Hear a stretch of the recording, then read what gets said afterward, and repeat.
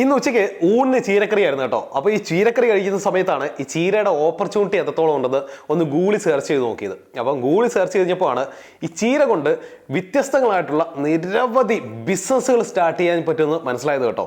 അപ്പോൾ അതിൽ ഒരു 2-3 ഞാൻ പറഞ്ഞുതരാം. കാരണം ലക്ഷങ്ങൾ സമ്പാദിക്കാനുള്ള ഒരു ഓപ്പർച്യൂണിറ്റി തന്നെയാണ് നമ്മളുടെ ചുറ്റും ഇഷ്ടം പോലെയുള്ള, നമ്മുടെ നാട്ടിൽ ഇഷ്ടം പോലെ അവൈലബിൾ ആയിട്ടുള്ള ചീര എന്ന് പറയുന്ന സാധനം.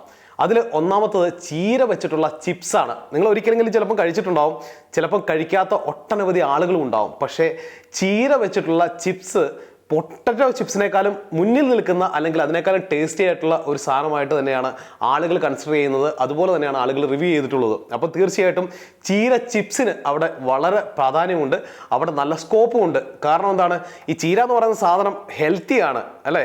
ചിപ്സ് കഴിക്കുമ്പോൾ പലപ്പോഴും നമ്മൾ ആദ്യം ചിന്തിക്കുന്നത് ഇതത്ര ഹെൽത്തി അല്ലല്ലോ, പണി കിട്ടൂലോ എന്നൊക്കെയാണ്. അത് എയർ ഫ്രൈഡ് ആയിട്ടുള്ള ചീര ചിപ്സ് ആണെങ്കിലോ ഓട്ടോമാറ്റിക്കലി അത് ഹെൽത്തി ആയിട്ടുള്ള ഒരു ഫുഡായിട്ട് തന്നെ വരുന്നുണ്ടാവും. രണ്ടാമതായിട്ട് ചീര വെച്ചിട്ട് സ്റ്റാർട്ട് ചെയ്യാൻ പറ്റുന്ന മറ്റൊന്നാണ് നമ്മളുടെ ബേബി ഫുഡ്സ് അല്ലേ. നമ്മുടെ കുട്ടികൾക്ക് ഈ ചീര നേരിട്ട് നമ്മൾ വേവിച്ചൊക്കെ കൊടുത്തു കഴിഞ്ഞാൽ ചിലപ്പോൾ അത്ര ഇഷ്ടപ്പെടത്തില്ല. പക്ഷേ ബേബി ഫുഡ്സിൻ്റെ ഫ്ലേവറും കാര്യങ്ങളും ഒക്കെ ഒന്ന് ആഡ് ചെയ്ത് കഴിഞ്ഞാലോ, ഓർത്ത് നോക്കിയേ, തീർച്ചയായിട്ടും അവർക്ക് ഇഷ്ടപ്പെടും.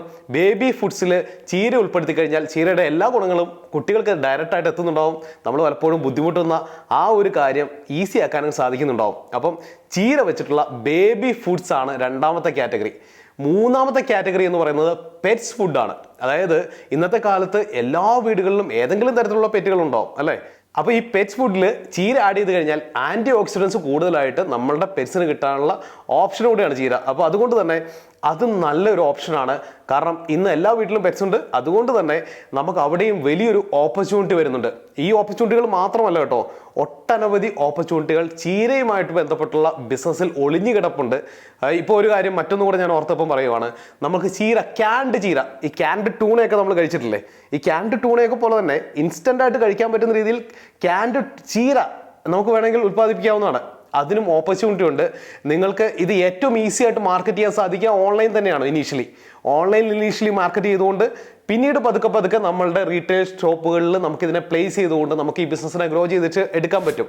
അപ്പോൾ ഇതിൻ്റെ ഓപ്പർച്യൂണിറ്റികളെ കുറിച്ച് കൂടുതലായിട്ട് നിങ്ങൾക്ക് അറിയണമെങ്കിൽ ജസ്റ്റ് ഒന്ന് താഴെ കമൻറ്റ് ചെയ്താൽ മതി. ബാക്കി ഡീറ്റെയിൽസ് നമുക്ക് ഡയറക്റ്റ് സംസാരിക്കാം. ഓൾറൈറ്റ്.